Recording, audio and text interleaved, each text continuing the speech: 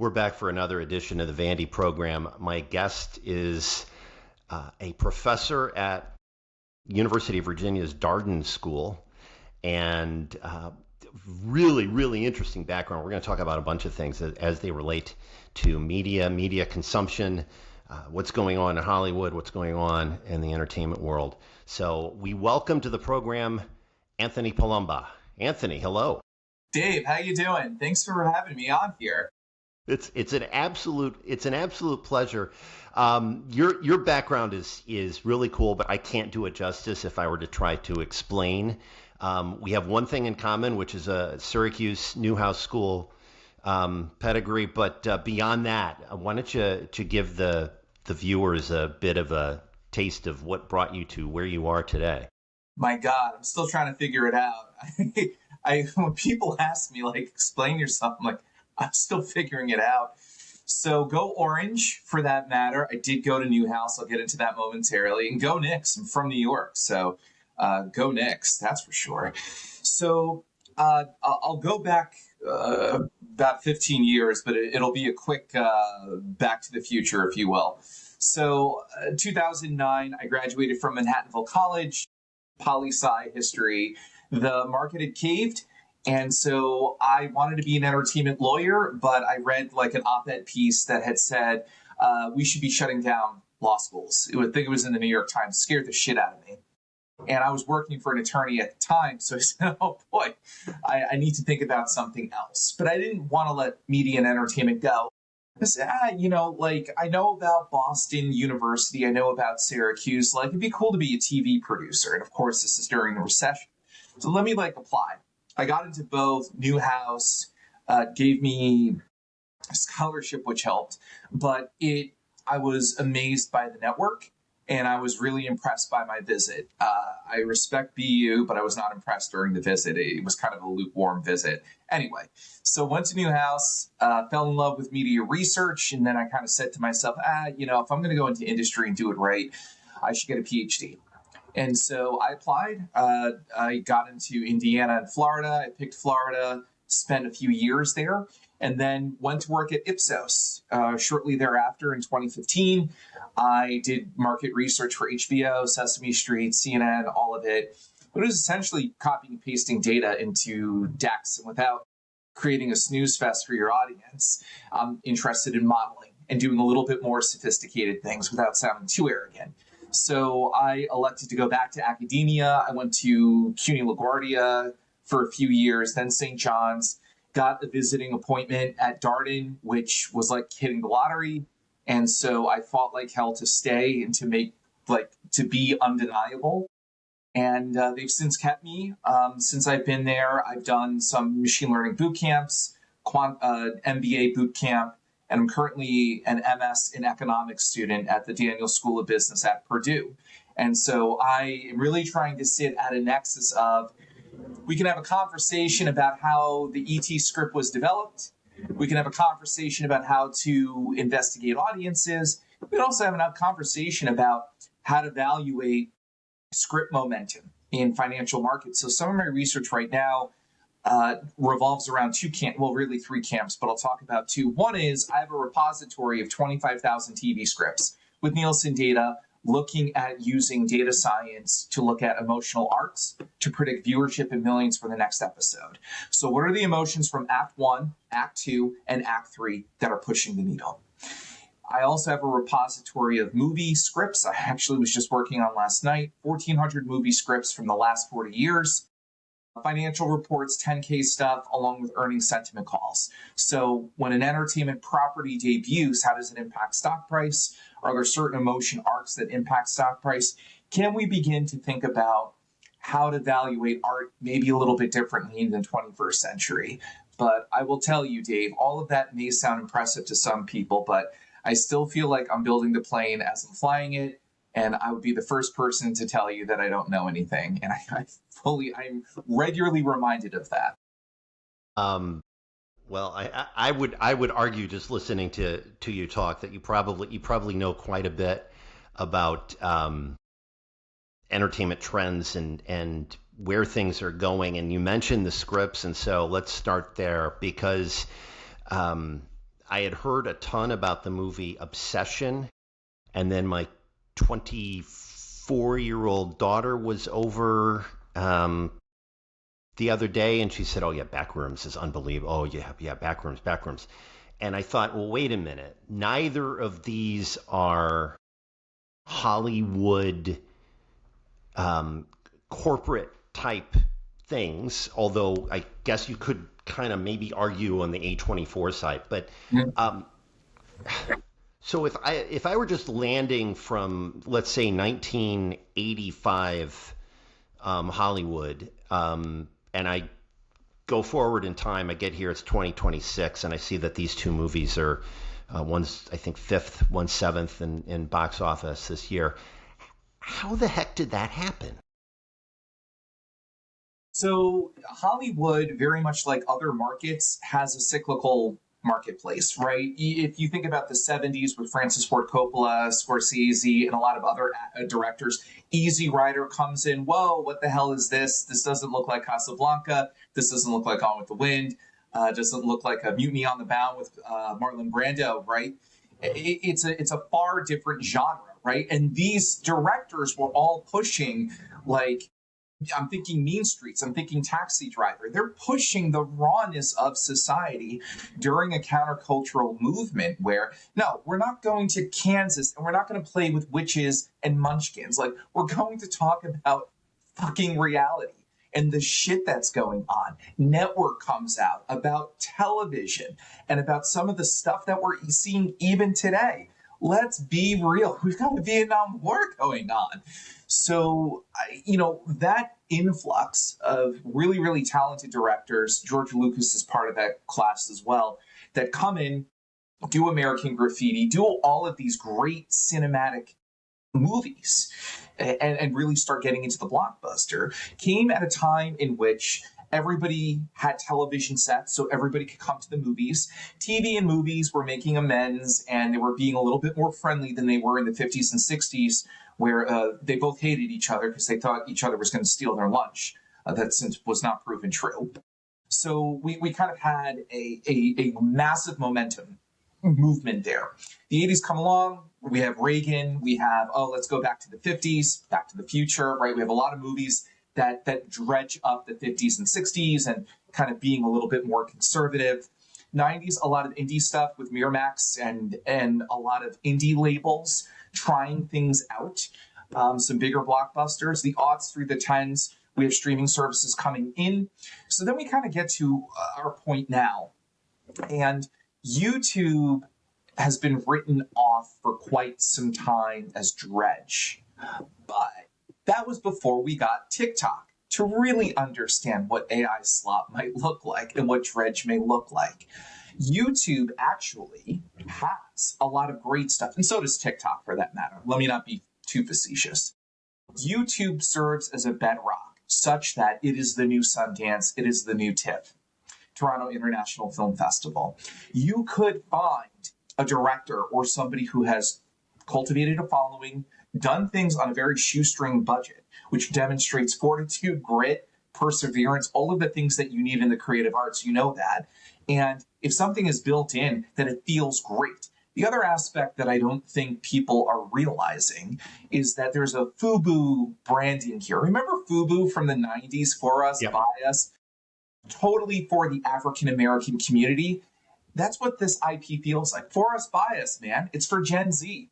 And so it's not Jurassic Park 8. It's not Transformers 12. It's not IP from my father. It's enough that I get his suit jackets and his shirts. I don't want his entertainment either, right? This is Gen Z to a T. It's abstract. It's playing on themes that are novel yet familiar.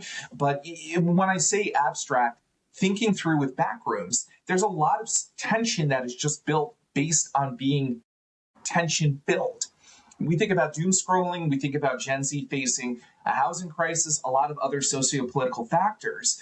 I think they can relate to holding on tension. They are a very tension-filled generation. I don't mean to make light of that, but it is interesting to see it reflected in their entertainment, that they're gravitating toward movies that demonstrate tension without the balloon release, as it will, throughout it, right? You're kind of tension-filled throughout both.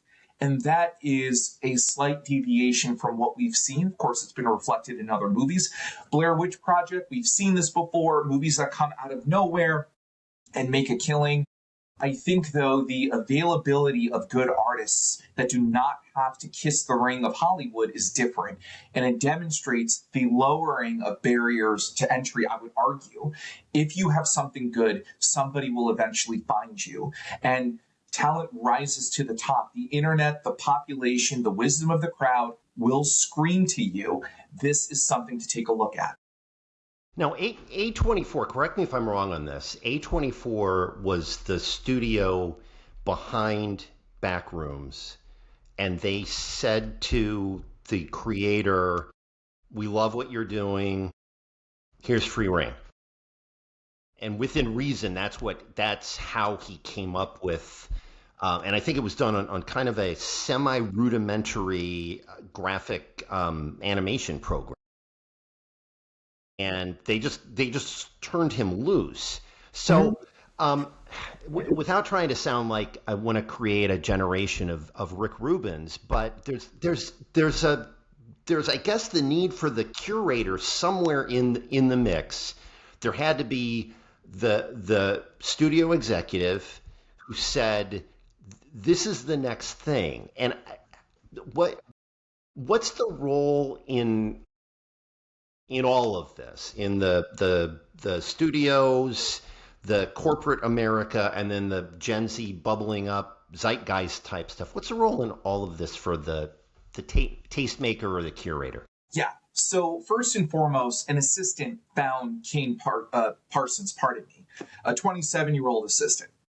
So this was something that, Scott, I believe it was Scott Levy 21 Laps was also behind it, which is Levy's production. Levy was behind Stranger Things.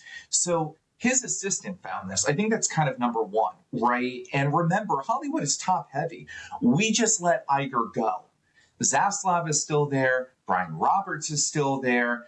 Les Moonves was there a decade ago. It is full of older white men who were boomers. Not disparaging anybody here. Only a little bit, but it's taken a while for people to rise up. I just finished Barry Diller's bio. Strongly recommend for your audience. Who knew? Barry Diller of Paramount, Fox. Now he's got his own venture capital company. He's in his 80s. Dave, he was a high school loser by his own description, did not go to college, was embarrassed, fell ass backwards into the CAA mailroom because he knew Danny Thomas, the comedian, and was friendly with his daughter. He then gets into Fox, or Paramount, really by studying scripts and reading scripts constantly, or ABC he started at, And he's reading scripts, he's reading memos and contracts in CAA or William Morris, whatever it was. By 28 years old, he's an executive. Right. Your smile says everything. We have not seen young people placed in those positions in a very, very long time. People get comfortable. People like to think that they have the taste, they know what is going on, and they know what is right. I conducted 50 interviews with writers and producers 3 years ago. The study is finally going to a journal later this year. But this was something that was screamed up and down, especially coastal executives make things for coastal executives. They want to do things that are on billboards. They want to do things that are familiar to them. And so when you do those things and you don't concede that there might be popularity elsewhere, then you have a problem. We no longer have MTV, Dave. MTV is not telling you what kind of jeans I need to wear. In fact, we have an issue with what is popular. It is remarkably difficult to figure out what is popular. COVID did us a solid because we knew that making sourdough was actually something popular to do. But it has become so fragmented that the agency that I think executives want to work with is dissipated. They need not only to pay attention to Gen Z, but to hire more Gen Zers, or at the very least, raise them to executive assistant level so that they have some sort of insight into what works and what is captivating. The last thing I'll say is both these movies have done well and should disparage the notion that Gen Z can't sit through a movie. Granted, they like to multitask, no question about it. But between this, Euphoria, 3-hour podcast with Joe Rogan, they're looking for authenticity. They're looking for stories that speak to them. They will sit there if the story speaks to them or if it feels authentic. And a lot of these properties, in fact, do.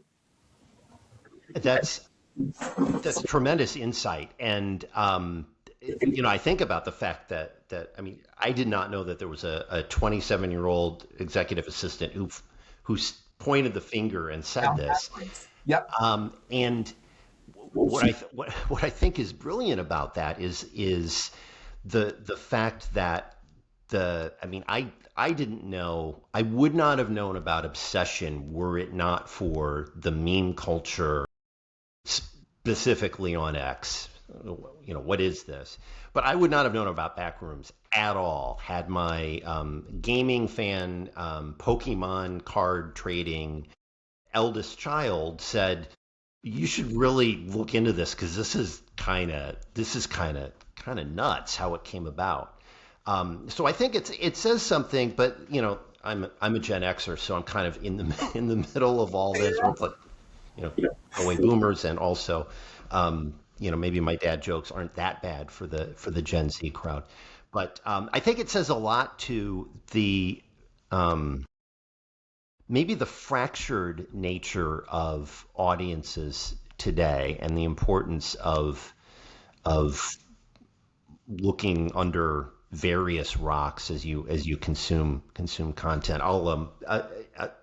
One of the things I said on another edition when I was talking to a friend on this podcast, that I encourage people who are media consumers, who are news consumers, to spend some time with the other side. And so if you're an MS Now viewer, go watch a little bit of Fox News as much as you can handle. Go watch a little bit of News Nation or something like that, and vice versa is also true. Not necessarily if you want to get your blood boiling or any of that, but I think just so that people can have a critical eye towards how's the other half operating, what are they thinking about, what's important to them. So I think this story kind of underscores what the importance of multi-generational, diverse audiences, et cetera. So bravo to the 27-year-olds out there who are keeping their finger on the pulse of what's going on. And that dovetails nicely with the Fox Roku thing, because that is another example of a firm that frankly is looking more and more geriatric. Sorry, Rupert. And they just have not done their due diligence over the last 20 years in curating a younger audience. And they've relied on, Sean Hannity, Rush Limbaugh, a bunch of other people to, carry in through the Bush years, into the Obama years, into the, Trump and Biden years, this audience. And that's fine, but you have to eventually replace them.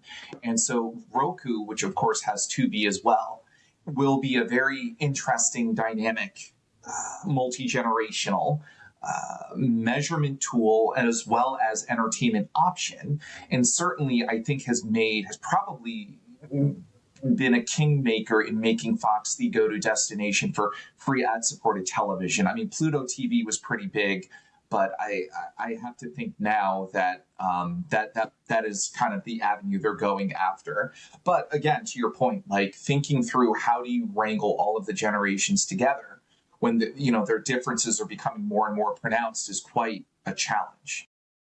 And so I've got a question about two points about Fox and Roku. I guess point one is they got a pretty good deal, right?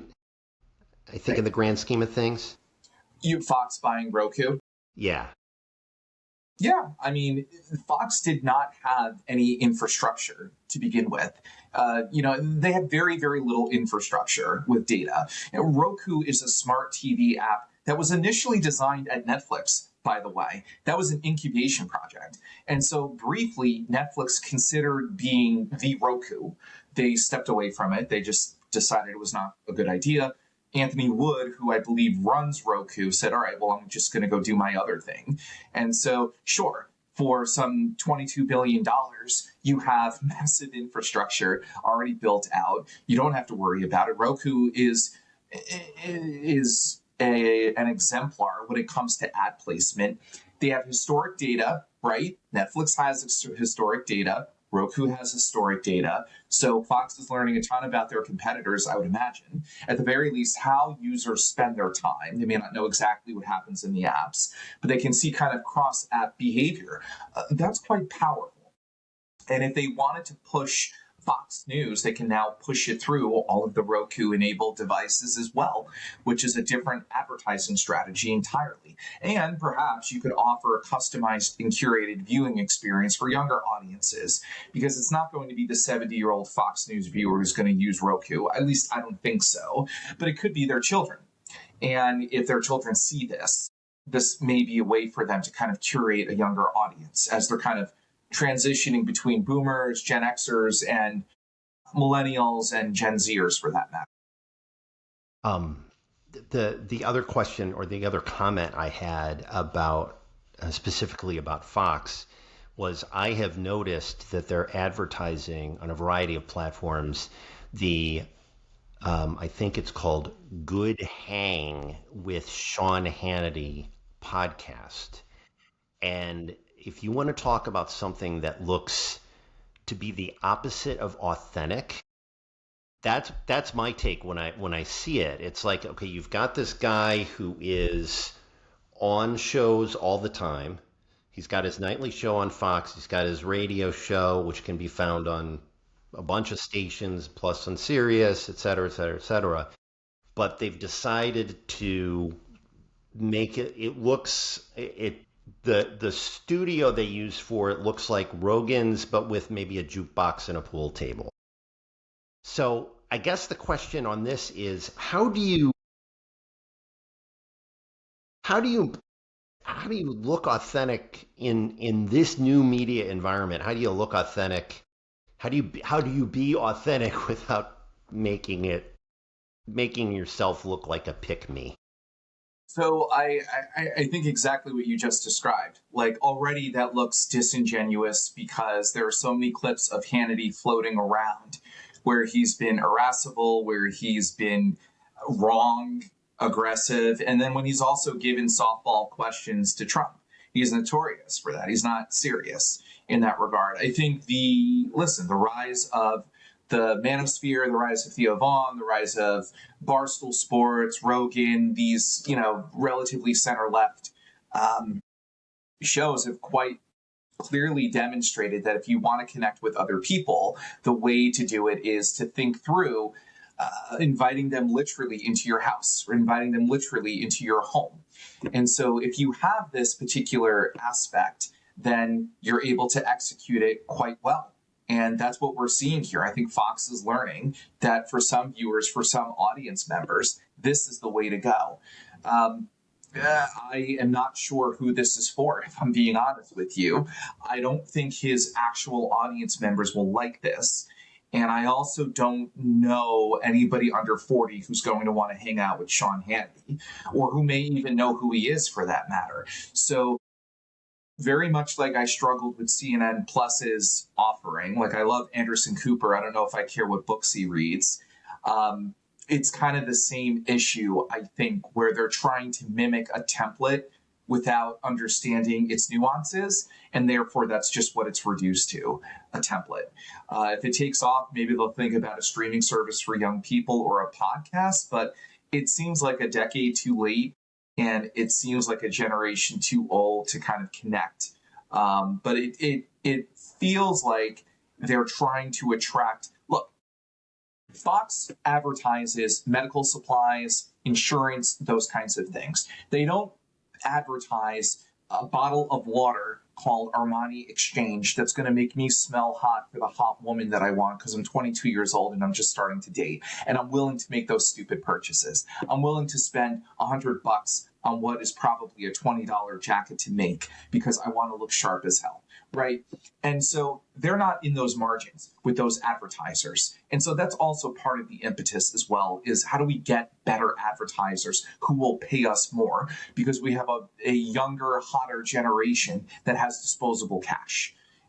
That is probably part of the pull here. This also looks like Hot Ones, by the way. I don't know if you've seen the graphic for Hot Ones, but it's so clear to me that they're pulling from other places that I would argue past them. Yeah, and it's interesting well, yeah, I mean that'd be a whole other discussion. But yes, they're trying to steal a little from here and a little from there, and it's looking like they're trying to just steal a bunch of stuff. Yeah. I wrote down, and you talk about you were talking just now about the demographics and the facts that the average Fox viewer is well, they're in the 25 to 54 demo, but that's old people like me.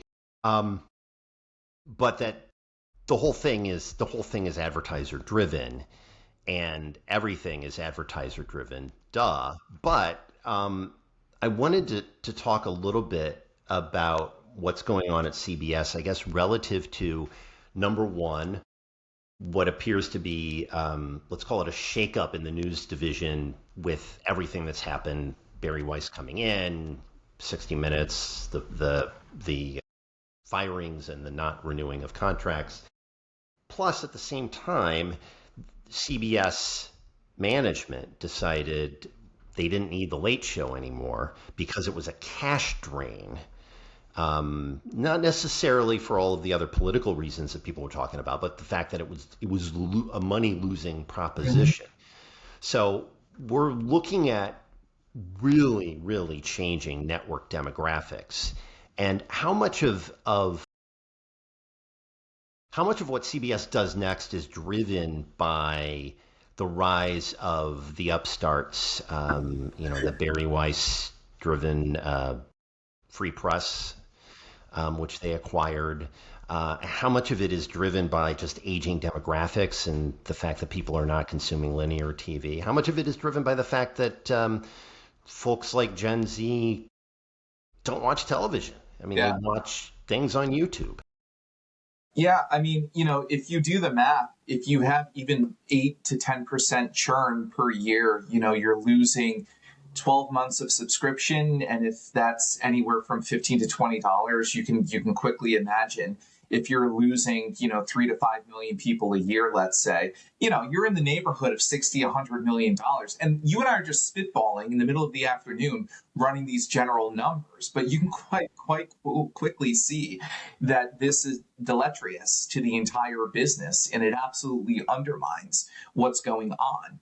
So at a macro sense, all of these channels are melting glaciers, right? They're here for now, but we can put our ear toward the ice and we can hear the crackling of the ice, and we can hear the liquidification, if you will. So yes, in a macro sense, we have that. Now, internally, what is going on? We've got the news and we've got the late night entertainment. Bari Weiss came in because she was hot to trot with her own kind of company on, I believe she was on Substack. She was obviously with the New York Times beforehand, had made her way, had been a brand, seemed to command attention, which we're in the attention economy. And so I think that there's always this tension between credibility and attention getting, that if you can grab attention, who cares what you're able to actually offer if people want you, which is different than the 40s, 50s, 60s, and 70s, where you had to be talented just to get anybody's attention. We don't necessarily have that anymore. And I'm not saying that Bari Weiss isn't talented. Of course, she has to have something to be able to get to where she is, of course. But I think what you are seeing, frankly, is a lot of mismanagement. I mean, it has been so sloppy at CBS. I think with, Tony DiPoli talking about getting rid of experts, or not using experts as much on CBS, which gave a lot of journalists pause. Like, who the hell are you going to interview? If not for scientists, academics, or at least people who have subject matter expertise. It doesn't have to be those people. So I think from the get-go, it was a very weird marriage between thinking about alternative news, let's say, and then trying to shoehorn that into the station that Edward R. Murrow built and all of these other great journalists built. So it reminds me of AOL Time Warner. Just the company cultures could not be different.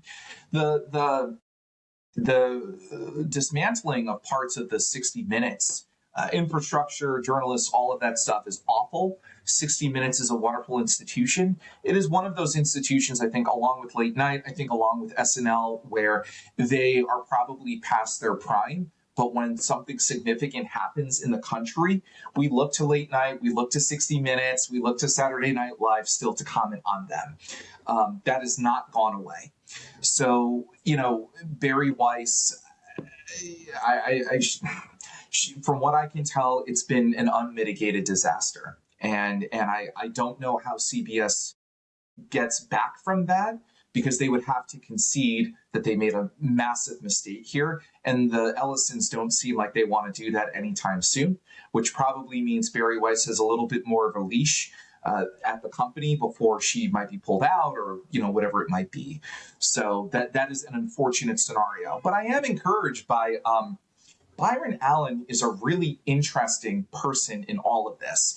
For those of you not familiar with Byron Allen, comedian, host, got the Weather Channel, wanted to get involved in the Warner Brothers Discovery bid, wasn't really taken seriously, though he is worth millions and millions, hundreds of millions of dollars. He has been buying time on CBS to do Comics Unleashed, and he's featuring comics, which I think is a really interesting idea. I don't know if it's right for the people who are up at 11:30, because the exigency and urgency has frankly been deflated by the advent of social media. I can just see it the next day. It's not a problem. Which, if we think about entertainment late night, I don't know if CBS was losing money. I actually take exception to this. I know Evan Shapiro had an article out talking about that. In fact, they might have been making money. It's probably somewhere in the middle, that maybe they were losing some money, but maybe it wasn't as bad as CBS is trying to make it out to be. Late night works well as a laboratory for clips. We are now in the clip economy, where if you can fashion really great sing-alongs like James Corden did with celebrity sing-alongs in the car, what a great vehicle to have a show where you can create all of this content and then monetize it, such that people are seeing you work for your monetization on social media. I think if the business framework was geared a little bit more toward that, I think a lot of the late night stuff would still be around. And people wouldn't be talking about, it's kind of on its last fumes. So that format entirely, though, I don't think is going away. I mean, Hot Ones is taken off, right? Hot Ones, to me, feels like a very personal, very un-PR-ified, if you will, discussion. It is quite clear the celebrities, at least from what I can tell, are really letting it all hang loose. And so I think late night is changing, but people want to see people in intimate moments. And again, I think in an age in which we are more and more interested in authenticity and less in gloss, it makes sense that, we're seeing Conan O'Brien have a fit as he's sweating, eating chicken wings, but more importantly, opening up. The late night, remember, was only 5 to 8 minutes per interview, and some of the interviews really weren't that genuine. I think with the advent of podcasting and all of these other platforms and vehicles, we're now able to see people as they actually are, which I think is what people want. Yeah, that's a great point. Let's talk just a little bit about the use of. I find it interesting that people have been, since Elon bought X, or bought Twitter and turned it into X, people have been saying that is a dying medium, and then moving over to platforms such as Blue Sky, Mastodon, I think was another one, Threads, but the numbers actually don't show that X is a dying medium. What are your thoughts on that? So X is weird because it's a platform that at one point was supposed to be for social media, then it was for PR, then it was for news breaks, and I personally still don't think Twitter knows what its model is. It's gone through so many costumes and hats and trying to figure out what it actually is and the purposes that it serves. Granted, for news, it works. Granted, for breaking news, it works. It's helpful for, outlets like Deadline and BuzzFeed and other things like that for sure. But I think past that, the ability to have engagement is difficult because people are reading bite-sized things. If you go for images, you're probably more Instagram. And increasingly, audiences are becoming more visual. That won't surprise you. People want to read less and less, which is unfortunate. So people are more attracted to Instagram, TikTok, other places, TikTok with video. So I think Twitter has kind of been in figuring itself out. And there's an interesting report out that I don't remember what the source was, but generally speaking, it demonstrates that for each generation, there's one social media platform. So I'm a millennial, 39 years old. Mine was Facebook, no surprise. For the next, generation, we had some Instagram, we had some Snapchat. For the next generation, Gen Alpha for sure, definitely Gen Z, obviously TikTok, there's no question. So these social media platforms also kind of struggle to stay on top, as it were. And much like subscription fatigue, there's fatigue with social media as well. I mean, if each one of them can give me video, photos, and text, how many of them do I need if everybody's on everything? YouTube is nice because YouTube is still television. It's just, it looks different, it smells different, it acts different, but it's television. So everybody has YouTube, or everybody will go on YouTube. When I'm working later this afternoon, I'll have smooth jazz on from YouTube. I can guarantee you that. So YouTube is always there, just like Netflix is always there for consumers. But then the question is, well, what do I need? For Facebook, for a lot of people want to stay in touch with others. And there is something to like building out your profile and seeing what other people are up to. Twitter is people screaming at each other and getting angry and getting pissed off. It has really become a repository, a place for people to coalesce for anger, outrage, arguments, and feuds. I'm not sure if that's by design, but Musk hasn't stopped it, let's say. So that much, you can draw from that what you will. Anger works, I would argue, in short bursts. Media research has demonstrated that we thought sex sells. It's actually anger. Who would have known? So it's been anger. Anger is a way in which to increase and maintain engagement for different groups. And Twitter has been able to, somewhat monetize that to some extent. But they had the former NBC ad executive whose name I'm blanking on, who was there as Elon's number 2, and she left in disgrace. Linda Yaccarino? Yaccarino, that's her name. Yeah. So she was there for a hot second, and then she left. And so, if you can't make the advertising work with probably one of the greatest advertising buyers of the last 25 years, I mean, she had a huge reputation at NBC. I don't think you can figure out your business model. And to me, that's dangerous because if you don't know what you are, then you can kind of still be anything. And when we're getting into a political season, I am eager to see what Twitter does or what Musk does, because he has been very transparent about spending money to get certain people elected. And I am worried that there is no counterweight to that from Democrats or anywhere else that can mobilize people. Yeah, that's a really interesting question, and I think it comes back to the fragmented audiences and also the proliferation of not just political ads and PAC-driven political ads and all of that, but the number of different places that they can be found now. Because it used to be just TV, and then it was TV and the internet. But now it's TV, the internet, and every connected device anywhere that will find a way to find you. And unless you're using a VPN, you're going to be shown a bunch of ads, and it's going to get tiresome if you're in what's considered a must-win district. Um, and I guess that would kind of bring me to another question, which is, with all of this ability to micro target for advertisers, are we anywhere closer to that old, I think it was a Henry Ford line, where half of my money on advertising is wasted. I just don't know which half. Are we getting closer to being able to say this this is a success, or this is a failure? Yeah, that was I think I was John Wanamaker, but yeah. No. You've got the right sense. I was even thinking, trying to remember it. You're absolutely right. So I think that there's something along the lines of an advertisement, goes out to a group of people, and you're able to see quite clearly how effective the advertisement is. But if you're going to continue to cut and to cut and to cut down, then eventually a lot of your activities and a lot of your behaviors aren't necessary. It becomes irrelevant.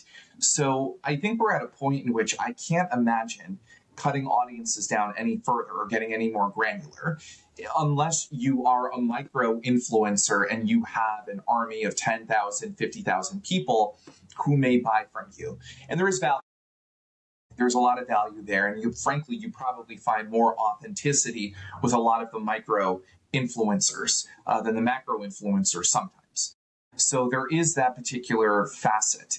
But advertisers, the thing is that advertising executives make their money by spending. And so until we get away from that and we begin to think through better modeling, better causal inference, some of the modeling techniques that I implement in some of my own research, I think advertisers will always have this issue of, well, did it lift? Did it work? Did it,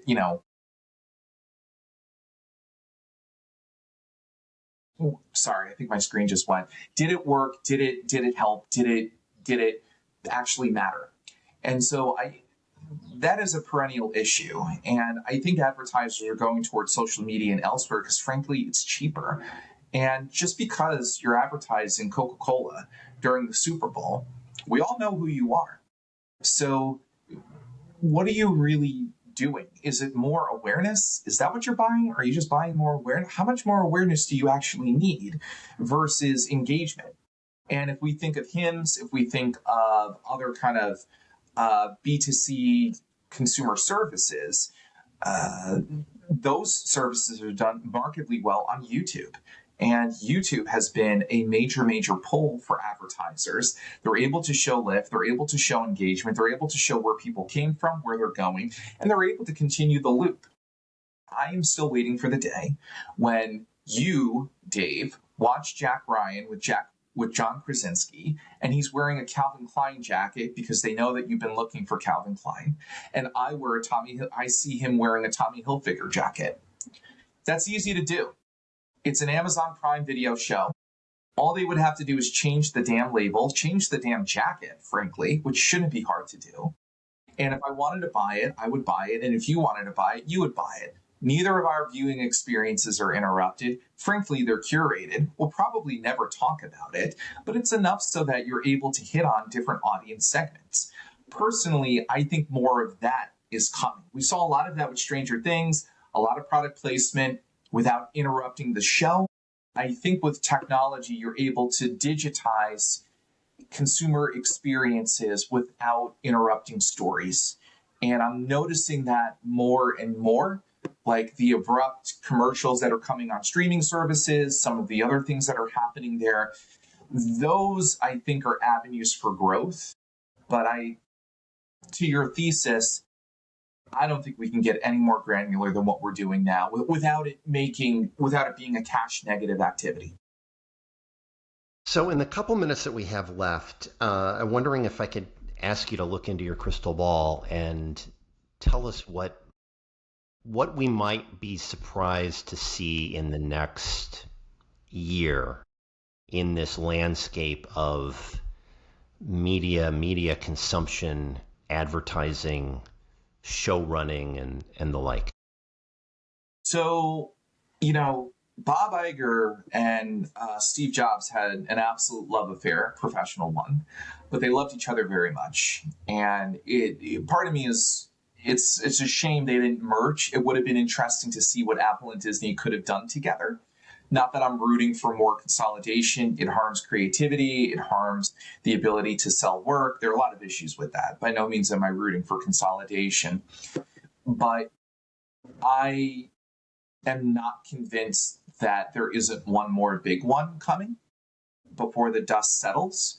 I don't know if it'll be in the next year, but Disney, which is very tech oriented, it has surprised me. It's kind of stood on its own. I think it does have the infrastructure necessary to carry out what it needs to do on its own. However, for a tech firm that's looking for an entertainment conglomerate that already has theme parks and experiences available, that should be sounding the alarms for a potential bid. I'll tell you why. One of the fastest growing classes in the United States is not the middle class, it's millionaires. Over the last 5 to 7 years, millionaires have grown at an exceptional clip. So, as a result of that, we're seeing a lot of curated experiences happening more and more around the world. Disney has curated private experiences for people who are paying 15, 20 grand. That is becoming a business tier. Do not be surprised to see more and more wealth-driven tiered experiences for consumers. That is coming more and more, and I think that is going to surprise more and more people. Unfortunately, there seems to be some erosion in the middle class. We have a housing crisis. We have a homelessness crisis. I don't mean to scare anybody, but I don't know what's going to happen to the middle third of this country. I suspect some may rise to millionaires, others may rise to lower income. And so as a result of that, and that's just a socio-political or socioeconomic factor that's being driven right now, that we're going to see more of. So look out for wealth-tiered entertainment experiences. Wealthy people are driven more and more by experiences than physical consumption. This is happening more and more. I think that we're seeing online. I think that we're seeing elsewhere. We're seeing looks maxing with a lot of young men who have some means. They may not be millionaires, but certainly they're getting into experiences with their bodies more so than buying a car or buying a house. And, parts of this is some of the rejection of, I can't own a house, I can't own a car, I can do this. I can measure myself this way. And I think that's part of the reason why Roblox, Fortnite took off 10, 15 years ago.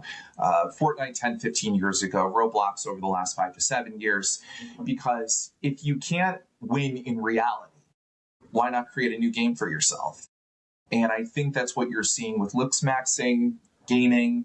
You're seeing other, especially among Gen Z, maybe a little bit with Gen A as well, the older portion of Gen A, finding different ways to measure themselves and to compare themselves to others because they can't get into the same game as other generations.